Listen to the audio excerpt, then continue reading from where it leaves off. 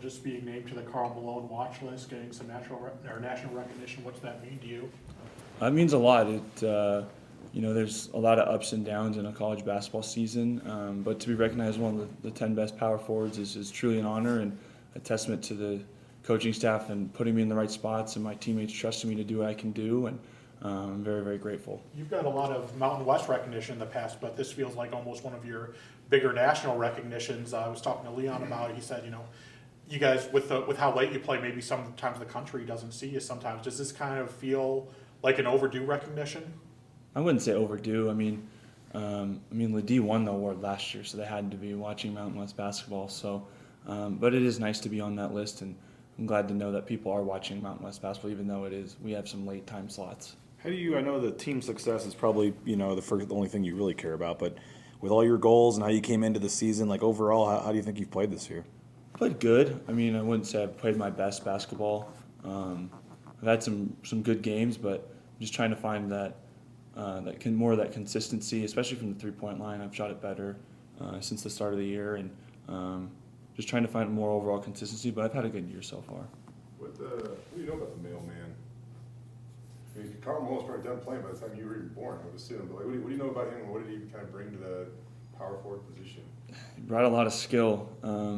You watch a lot of John Stockton highlights, you're going to see a lot of Karl Malone buckets. So he was a great power forward.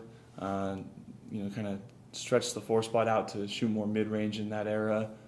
He's one of the top 5 leading scorers in NBA history, so he got a lot of buckets. When you went back and looked, or if you just remember back with that first game against them, San Jose was obviously a nail-biter there to the wire. What do you make of how they're playing in tomorrow's game? They're playing really well.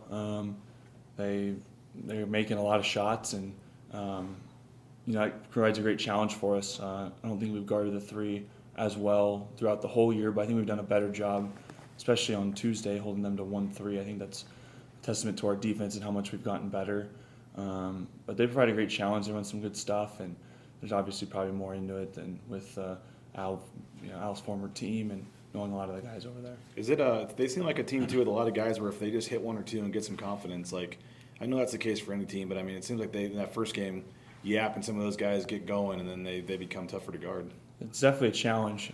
They have multiple guys that can go get you 20 plus any night. You look at their game from Fresno, and Udesi and Latrell Davis both had 30. So they can, multiple guys can do it, and so we really have to be buttoned up defensively.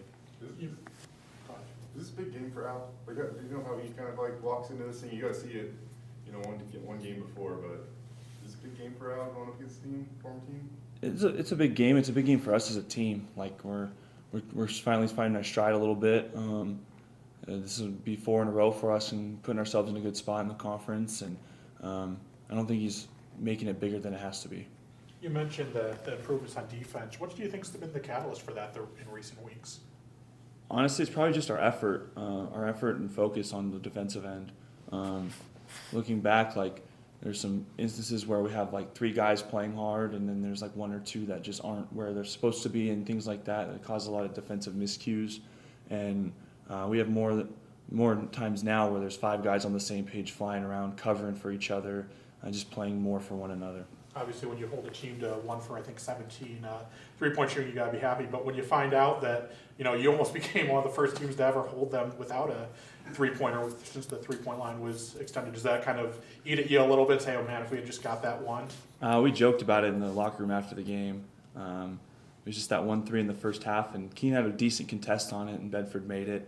But it's one of those things that obviously it's hard to hold a team to 0 threes, but to hold 1 was a very good testament to our defense. How were you guys able to do that? It was just a great team effort. We knew who the shooters were. We had to run them off the line, and even when they got them off, we had to contest them hard, and we were able to make them miss. Time for a couple more. When you get to this point of the season, obviously a lot can change between now and March Madness, but do you start just looking at projections and seeing what people are saying, or is that just completely ignored? We don't look at that stuff. March is about a month away, but at the same time, we have 8 conference games left to play. I think 8. Yeah, so we're in the thick of it. We got a lot of great opportunities ahead of us, and it starts today in practice, but tomorrow, obviously, with a great San Jose team. Do you look at the standings at least though in the league race and say kind of, hey, all 4 teams ahead of you, you still play? And I mean, do you say like, hey, Al's been pretty adamant, like, well, you guys can still win this league. I mean, is that still, you guys feel like pretty attainable? I think so, for sure. I was looking at the standings last night, watching the Colorado State and New Mexico game, and we played New Mexico obviously one more time. But the thing I didn't realize is Colorado State and Utah State haven't played yet. So there's 2 losses that are for sure going to one of those 2 teams, and everything's kind of coming into line, and we're still in a really great spot.